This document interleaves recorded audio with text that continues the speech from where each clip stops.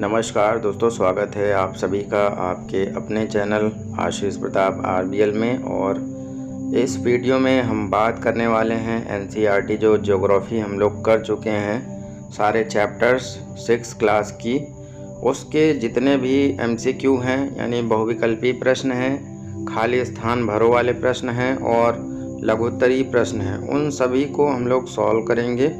और इसको सॉल्व करने से पहले मैं आपको ये सलाह दूंगा कि जितने भी पार्ट हैं, मुश्किल से 7 पार्ट हैं और 1 से 1.5 घंटे में 7 पार्ट आपके कंप्लीट हो जाएंगे।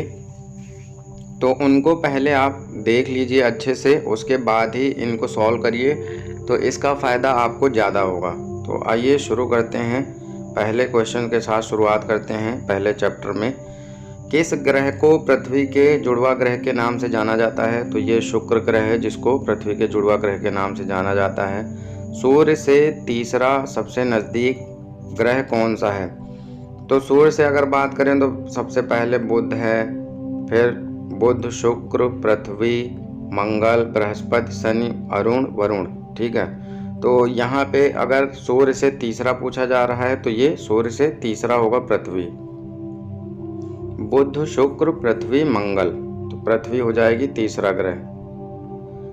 सभी ग्रह सूर्य के चारों ओर किस प्रकार के पथ पर चक्कर लगाते हैं? तो दीर्घ वृत्ताकार पथ पर चक्कर लगाते हैं। ध्रुव तारे से किस दिशा का ज्ञान होता है? तो ध्रुव तारे से होता है उत्तर दिशा का ज्ञान।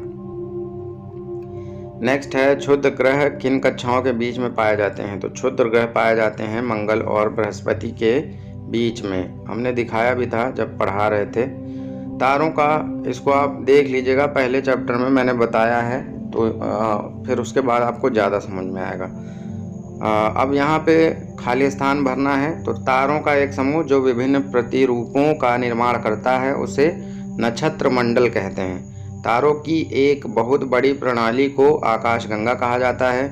पृथ्वी के सबसे करीब है। तो एक तो यहाँ पे थोड़ा सा डाउटफुल है, ग्रह या उपग्रह के बारे में कुछ बताया नहीं गया है, केवल इतना ही लिख दिया गया है कि पृथ्वी के सबसे करीब है। अब दो चीज़ें हो सकती हैं, या तो ये ग्रह की बात कर रहा है या तो उपग्रह की बात कर रहा है। तो अगर उपग्रह की बात हो रही है तो एनसीईआरटी में तो चंद्रमा दिया हुआ है कि चंद्रमा पृथ्वी के सबसे करीब है उपग्रहों में अगर बात की जाए तो। लेकिन अगर ग्रहों की बात की जाए तो शुक्र ग्रह पृथ्वी के लगभग सबसे करीब है। इसके अलग अलग उत्तर भी मिलते हैं, लेकिन मुझे जहाँ तक मैंने पढ़ा है तो शुक्र ग्रह पृथ्वी के सबसे करीब है। अगर इस चैप्टर की बात करें तो मुझे लगता है इस चैप्टर में चंद्रमा की ही बात हो सकती है, क्योंकि इसमें चैप्टर में दिया भी गया है कि चंद्रमा पृथ्वी के सबसे करीब है खगोलीय पिंडों में। सूर्य से तीसरा सबसे नज़दीक ग्रह कौन सा है? तो पृथ्वी है। ग्रहों के पास अपनी ऊष्मा तथा प्रकाश नहीं होता है। ग्रहों के पास अपनी ऊष्मा तथा प्रकाश नहीं होता है, ये दूसरे तारों के प्रकाश से ही प्रकाशित होते हैं। सही उत्तर का निशान लगाइए। प्रमुख यामोत्तर का मान, तो प्रमुख यामोत्तर का मान 0 डिग्री होता है। शीत कटिबंध किसके नज़दीक पाया जाता है? तो ध्रुवों के नज़दीक पाया जाता है। वहाँ पे मैंने ताप कटिबंधों के बारे में चैप्टर में बताया है, तो वहाँ से आप देख लीजिएगा। देशांतरों की कुल संख्या कितनी है? तो देशांतरों की संख्या 360 है, जो इस तरह से मैंने बना के और फिगर में दिखाए थे। तो इसकी संख्या है 360।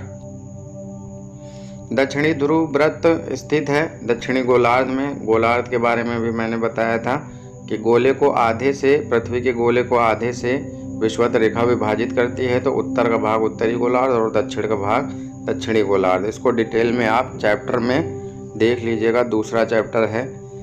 इसके बाद नेक्स्ट है ग्रिड किसका जाल होता है? तो अक्षांश और देशांतरी यामोत्तरों का जाल होता है ग्रिड, यानी अक्षांश ऐसे और देशांतर ऐसे, ये जो जाल बनेगा पृथ्वी में वो इसको कहते हैं ग्रिड। खाली स्थान भरना है। मकर रेखा 23.5 डिग्री दक्षिण पर स्थित है, तो ये भी आप चैप्टर में कर्क, मकर, विषुवत के बारे में डिटेल में देख लीजिएगा। भारत का मानक यामोत्तर 82.5 डिग्री पूर्व है। 0 डिग्री यामोत्तर को प्रमुख यामोत्तर के नाम से भी जाना जाता है। देशांतरों के बीच की दूरी ध्रुवों की तरफ घटती जाती है। अब इसका मतलब ये है, वैसे चैप्टर में मैंने बताया है, जैसे ये है इधर उत्तरी ध्रुव है और इधर दक्षिणी ध्रुव है। तो यहाँ पे आप देख सकते हैं विषुवत रेखा के आसपास का जो इनके बीच की गैपिंग है वो ज़्यादा है, और ध्रुवों की तरफ जैसे जैसे जाएंगे इस तरह से ऐसे, तो इनके यहाँ की दूरी देखिए धीरे धीरे घटती जाएगी। तो इसकी बात हो रही है। उत्तर ध्रुव व्रत उत्तरी गोलार्ध में स्थित है। अगले चैप्टर पे बढ़ते हैं। पृथ्वी की सूर्य के चारों ओर की गति को क्या कहा जाता है? तो सूर्य के चारों ओर परिक्रमा करती है। परिक्रमा का मतलब है चक्कर लगाना, तो इसको इसलिए परिक्रमण गति कहा जाता है। सूर्य की सीधे किरणें विषुवत व्रत पर किस दिन पड़ती हैं? तो 21 मार्च को विषुवत व्रत पर 21 मार्च और 23 सितंबर 2 डेट होती हैं जिनको विषुव कहा जाता है। इसको आप चैप्टर में जाके पढ़ सकते हैं। गर्मी में क्रिसमस का पर्व मनाया जाता है ऑस्ट्रेलिया में। ऑस्ट्रेलिया क्योंकि दक्षिणी गोलार्ध में स्थित है, तो जब हमारे यहाँ ठंडी पड़ती है तो वहाँ पे गर्मी का मौसम होता है, तो क्रिसमस का पर्व मनाया जाता है गर्मियों में। ऋतुओं में परिवर्तन पृथ्वी की किस गति के कारण होता है? तो परिक्रमण गति के कारण ऋतुओं में परिवर्तन होता है। इसको भी मैंने वहाँ पे डिटेल में चैप्टर में बताया है कि दिन रात क्यों होते हैं और ऋतुएं क्यों होती हैं। एक लीप वर्ष में दिनों की संख्या 366 होती है। पृथ्वी की प्रतिदिन की गति को दैनिक गति कहते हैं या उसी को घूर्णन गति कहते हैं। पृथ्वी सूर्य के चारों ओर दीर्घ वृत्ताकार कक्षा में चक्कर लगाती है।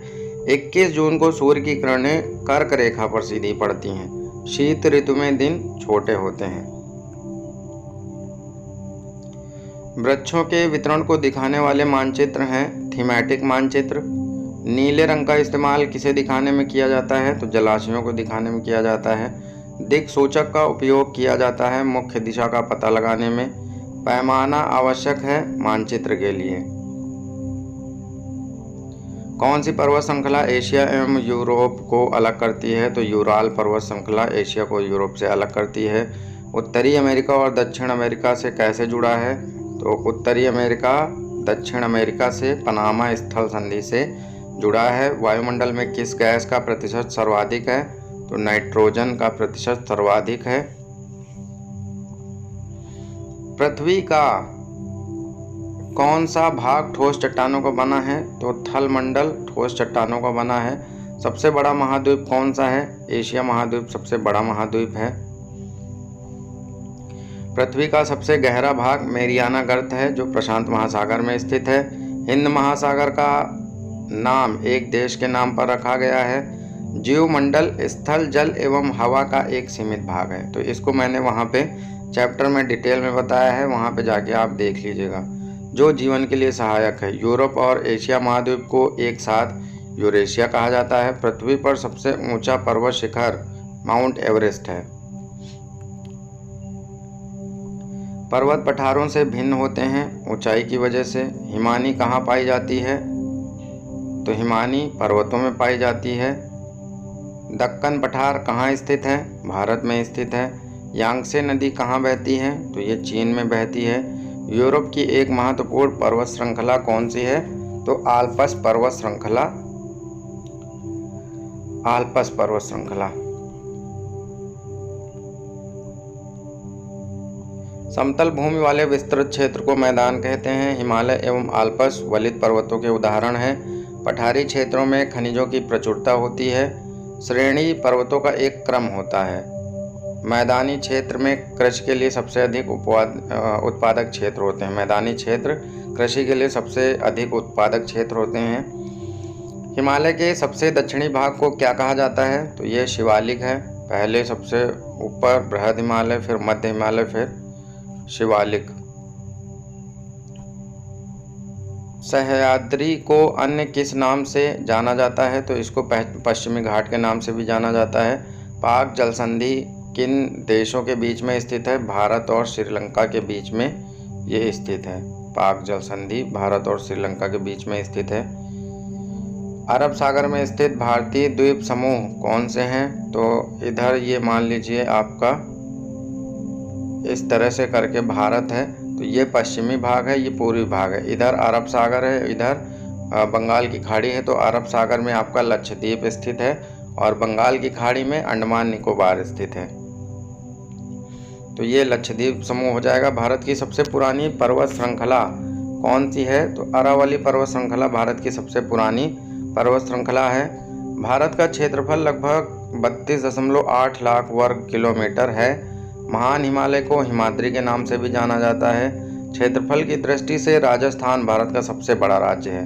नर्मदा नदी अरब सागर में गिरती है। कर्क रेखा भारत के लगभग मध्य भाग से होकर गुजरने वाली अक्षांश रेखा है। निम्न में से सबसे अधिक वर्षा वाला क्षेत्र कौन सा है? तो ये मौसिन राम है। मैंग्रोव वन कहाँ हो सकते हैं? तो ये खारे जल में भी हो सकते हैं। महोगनी एवं रोजवुड वृक्ष पाए जाते हैं उष्णकटिबंधीय सदाबहारी वन में। उष्णकटिबंधीय वर्षा वन या सदाबहारी वन। जंगली बकरी तथा हिम तेंदुए कहाँ पाए जाते हैं? तो ये हिमालय क्षेत्र में पाए जाते हैं। दक्षिण पश्चिम मानसून के समय आर्द्र पवनें कहाँ बहती हैं? तो समुद्र से स्थल की ओर। तो यहाँ मैंने चैप्टर में ये भी बताया था स्थल समीर और समुद्री समीर के बारे में, तो वहाँ पे आप चैप्टर में जाके डिटेल में पढ़ सकते हैं। गर्मी में दिन के समय शुष्क तथा गर्म पवनें चलती हैं जिन्हें लू कहा जाता है। आंध्र प्रदेश तथा तमिलनाडु में मानसून के लौटने के मौसम में बहुत अधिक मात्रा में वर्षा होती है। गुजरात के गिर वन एशियाई शेरों का निवास है और यहीं पर गिर वन में ही जंगली गधे भी पाए जाते हैं। सुंदरी मैंग्रोव वन की प्रजाति है। उष्णकटिबंधीय पतझड़ वन को मानसूनी वन भी कहा जाता है। तो पतझड़ वन को मानसूनी वन भी कहा जाता है। ये सारे थे आपके MCQ और इन्हीं को मैंने थोड़ा सा वन लाइनर के रूप में लिख दिया है, इसको आप पढ़ सकते हैं। पृथ्वी का जुड़वा ग्रह शुक्र है। सूर्य से तीसरा सबसे नज़दीक ग्रह पृथ्वी है।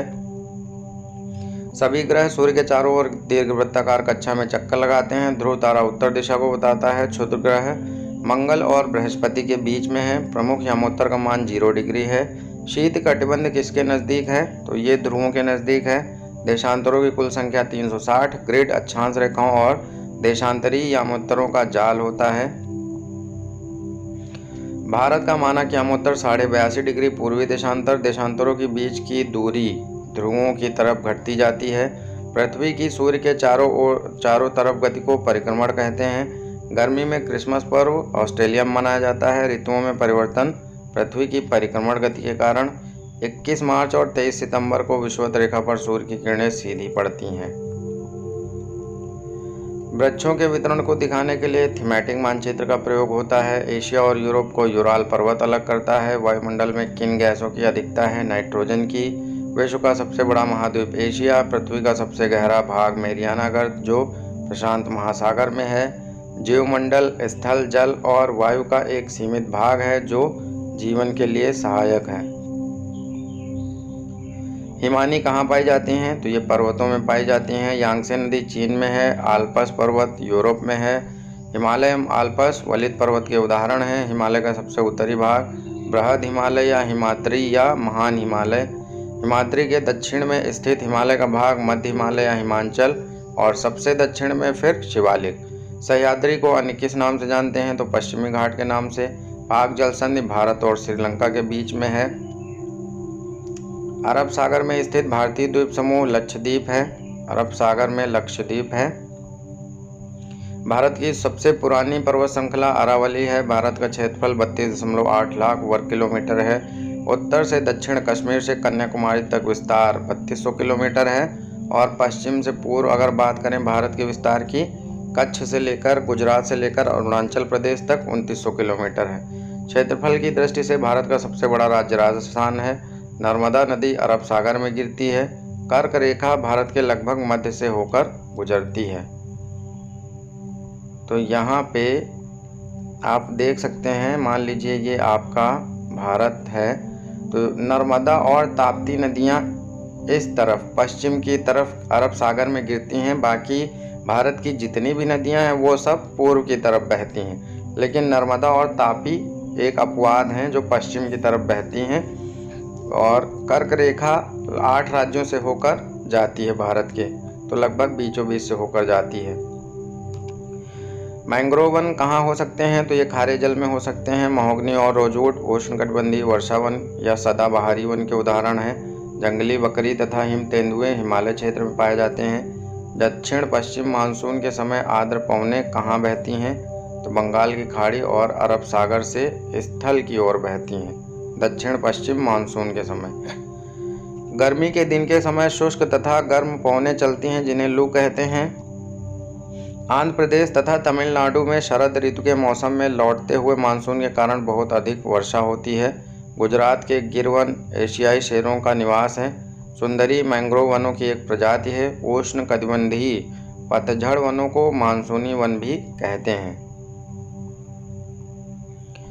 अब ये कुछ लघुत्तरी क्वेश्चन हैं जो आपको अगर चैप्टर पता है तो ये सारे आप उत्तर दे सकते हैं या फिर लिख के ट्राई कर सकते हैं। अगर आप लिख ले जाते हैं तभी समझिए कि आपका चैप्टर तैयार है। अगर आप नहीं लिख पाते हैं तो एक बार फिर से जाकर सारे चैप्टर्स को ध्यान से देखिए और उनको लिखने की कोशिश करिए। पहला क्वेश्चन है, ग्रह और तारे में क्या अंतर होता है? तो इनको मैं बताऊंगा नहीं, इनको आप वीडियोज़ में जाके देखिए और लिखने की कोशिश करिए। सौरमंडल क्या है? ब्रह्मांड क्या है? सूर्य से उनकी दूरी के अनुसार सभी ग्रहों के नाम बताना है। पृथ्वी को अद्भुत ग्रह क्यों कहा जाता है? हम हमेशा चंद्रमा के एक ही भाग को क्यों देख पाते हैं? तो पहले चैप्टर में मैंने अच्छे से बताया है इसको। पृथ्वी का सही आकार क्या है? उसको क्या बोलते हैं? ग्लोब क्या होता है? अक्षांश एवं देशांतर रेखाएं कौन सी होती हैं? कर्क एवं मकर रेखा का अक्षांशीय मान। पृथ्वी के 3 ताप कटिबंधों के नाम लिखने हैं। ऊष्मा की सबसे अधिक मात्रा उष्ण कटिबंध में ही क्यों प्राप्त होती है? ये सारे रीज़न मैंने बताए हैं चैप्टर में। जब भारत में शाम के 5:30 बजते हैं तब लंदन में दोपहर के 12 क्यों बजते हैं? ये भी बताया गया है। पृथ्वी के अक्ष का झुकाव कोण क्या है? घूर्णन एवं परिक्रमण क्या होता है? लीप वर्ष क्या होता है? उत्तर एवं दक्षिण अयनांतों में अंतर क्या है? विषुव क्या है? तो उत्तर और दक्षिण अयनांत, जब कर्क रेखा पर सूरज की किरणें सीधी पड़ती हैं या सूरज सीधे चमकता है तो वहाँ पे उत्तरी अयनांत होता है, और जब मकर रेखा पर वही सूरज की किरणें या सूर्य सीधे चमकता है तो वहाँ पे दक्षिणी अयनांत होता है। दक्षिणी गोलार्ध में उत्तरी गोलार्ध की अपेक्षा उत्तर एवं दक्षिण का अयनांत अलग अलग समय में होता है, क्यों? ध्रुवों पर लगभग 6 महीने का दिन और 6 महीने की रात होती है, क्यों? तो ये भी बताया गया है। मानचित्र के 3 घटक आपको बताने हैं, प्रधान दिक्बिंदु बताने हैं। मानचित्र और खाका में अंतर क्या है? ग्लोब की अपेक्षा मानचित्र अधिक सहायक होते हैं, क्यों? कौन सा मानचित्र विस्तृत जानकारी प्रदान करता है? प्रतीक किस मानचित्र में प्रयोग किए जाते हैं? पृथ्वी के 4 प्रमुख परिमंडल कौन कौन से हैं? पृथ्वी के प्रमुख महाद्वीप कौन कौन से हैं? पूरी तरह दक्षिणी गोलार्ध में कौन कौन से 2 महाद्वीप हैं? वायुमंडल के विभिन्न परतों के नाम बताना है। पृथ्वी को नीला ग्रह क्यों कहते हैं? उत्तरी गोलार्ध को स्थलीय गोलार्ध क्यों कहा जाता है? जीवित, ये थोड़ा सा मैं बता देता हूँ, हो सकता है वहाँ पे आप इसको ना कर पाएँ। तो उत्तरी गोलार्ध को स्थलीय गोलार्ध इसलिए कहा जाता है क्योंकि उत्तरी गोलार्ध जो कह सकते हैं ग्लोब का आधे से ऊपर का उत्तर का भाग है, वहाँ पे स्थल अधिकतर जितने भी महाद्वीप हैं वो सारे स्थित हैं आपके उत्तरी गोलार्ध में ही। दक्षिणी गोलार्ध में आपका केवल ऑस्ट्रेलिया मिलेगा और दक्षिण अमेरिका का कुछ भाग है और अफ्रीका का कुछ भाग है। बाकी दक्षिणी गोलार्ध में आपको महासागर ही महासागर मिलेंगे। उत्तरी गोलार्ध में स्थल ज़्यादा होने की वजह से उत्तरी गोलार्ध को स्थलीय गोलार्ध कहा जाता है। जीवित प्राणियों के लिए जीवमंडल क्यों महत्वपूर्ण है? तो ये सब आप चैप्टर से देख सकते हैं। भारत को कितने भौतिक भागों में विभाजित किया जा सकता है? नाम बताना है। भारत की स्थलीय सीमा 7 देशों से जुड़ी है, तो उनके नाम बताना है। किन किन देशों के साथ इसकी सीमा जुड़ी है? कौन सी 2 नदियां अरब सागर में गिरती हैं? तो अभी मैंने बताया है, नर्मदा और ताप्ती। गंगा और ब्रह्मपुत्र नदी द्वारा बनाए गए डेल्टा का नाम, ये सुंदरवन डेल्टा है। आपको चैप्टर में और अच्छे से बताया गया है। उत्तरी मैदानों में अधिक जनसंख्या निवास करती है, इसका रीज़न, तो इसका रीज़न भी चैप्टर में बताया गया है। लक्षद्वीप को प्रवाल द्वीप कहा जाता है, तो प्रवालों से निर्मित है ये द्वीप, इसलिए इसको प्रवाल द्वीप कहा जाता है। प्रमुख स्थल रूप कौन कौन से हैं? पर्वत एवं पठार में अंतर क्या है? पर्वतों के विभिन्न प्रकार क्या हैं? ये सारे चैप्टर्स में वीडियोज़ में बताए गए हैं, इनको लिख के कोशिश करिएगा। मनुष्यों के लिए पर्वत किस प्रकार उपयोगी हैं, मैदानों का निर्माण किस प्रकार होता है, नदियों द्वारा निर्मित मैदान सघन जनसंख्या वाले होते हैं क्यों?